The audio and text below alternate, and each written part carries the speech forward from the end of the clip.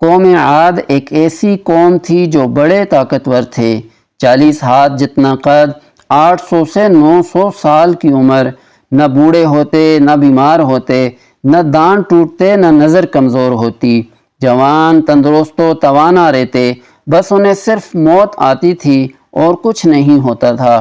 ان کی طرف اللہ تعالیٰ نے حضرت ہود علیہ السلام کو بھیجا، انہوں نے ایک اللہ کی دعوت دی، اللہ کی پکڑ سے ڈرایا، مگر وہ بولے اے ہود، ہمارے خداؤں نے تیری عقل خراب کر دی ہے، جا جا اپنے نفل پڑھ، ہمیں نہ ڈرا، ہمیں نہ ٹوک، تیرے کہنے پر کیا ہم اپنے باپ دادا کا چال چلن چھوڑ دیں گے؟ عقل خراب ہو گئی تیری، جا جا اپنا کام کر، آیا بڑا نیک چال چلن کا حاجی نمازی، تیرے کہنے پر چلیں تو ہم تو بھوکے مر جائیں۔ انہوں نے شرک، ظلم اور گناہوں کے طوفان سے اللہ کو للکارا، تکبر اور غرور میں بدمست بولے۔ اب قوم عاد نے تو بے وجہ زمین میں سرکشی شروع کر دی اور کہنے لگے ہم سے زیادہ زوراور کون ہے؟ کیا انہیں یہ نظر نہ آیا کہ جس نے انہیں پیدا کیا وہ ان سے بہت ہی زیادہ زوراور ہے؟ وہ آخر تک ہماری آیتوں کا انکار ہی کرتے رہے۔ کوئی ہے ہم سے زیادہ طاقتور تو لاؤ نا، ہمیں کس سے ڈراتے ہو؟ اللہ نے کات بھیجا، بھوک لگی، سارا غلہ کھا گئے، مال مویشی کھا گئے، حرام پر آ گئے، چوہے بلی کتے کھا گئے، سانپ کھا گئے، درخت گرا کر اس کے پتے کھا گئے، بھوک نہ مٹی، نہ بارش ہوئی، نہ قطرہ گرا، نہ غلہ اگا۔ پھر تنگ آ کر اپنا ایک وفد بیت اللہ بھیجا۔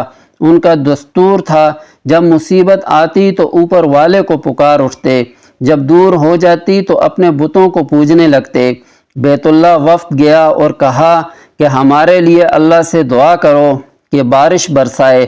اللہ نے بادل پیش کیے، کالا، سفید، سرخ۔ اللہ نے فرمایا ان میں سے ایک کا انتخاب کرو۔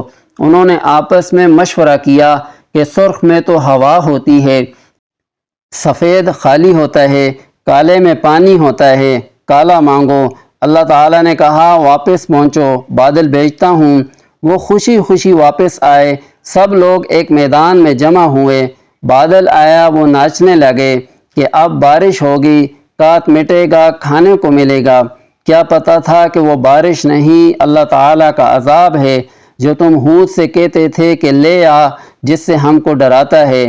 اس بادل میں ایسی تند و تیز ہوا تھی کہ جس نے ان کو اٹھا مارا، ان کے گھر اڑا دیے۔ 7 ہاتھ کے قد اور لوگ تنکوں کی طرح اڑ رہے تھے۔ ہوا ان کے سروں کو ٹکراتی تھی، اتنی زور سے ٹکراتی کہ ان کے بیجے نکل نکل کر منہ پر لٹک گئے۔ بعض لوگ بھاگ کر غار میں گھس گئے کہ یہاں تو ہوا نہیں آ سکتی، مگر میرے رب کا حکم ہو کر رہتا ہے۔ ہوا غار میں بگولے کی طرح داخل ہوتی اور ان کو باہر اٹھا کر پھینک دیتی۔ اللہ تعالیٰ نے فرمایا کیا کوئی باقی بچا ہے؟ اللہ تعالیٰ نے ان کو ہلاک کر کے دکھایا کہ جب تم اللہ کی اور اس کے رسول کی نافرمانی کرو گے، اللہ تم پر ایسی جگہ سے عذاب بھیجے گا جہاں سے گمان بھی نہ ہوگا۔ جو گناہ قوم عاد نے کیا، کیا وہ ہم نہیں کر رہے؟ کیا ہم اللہ کی حدوں کو پار نہیں کر رہے؟ کیا ہم نے اللہ کو اپنی نافرمانی سے نہیں للکارا ہوا؟ توبہ کرو، اللہ سے ڈرو، قرآن پڑھو۔ جن گناہوں کو ہم معمولی سمجھتے ہیں، اللہ تعالیٰ نے ان گناہوں پر پوری قوم زمین بوس کر دی ہیں۔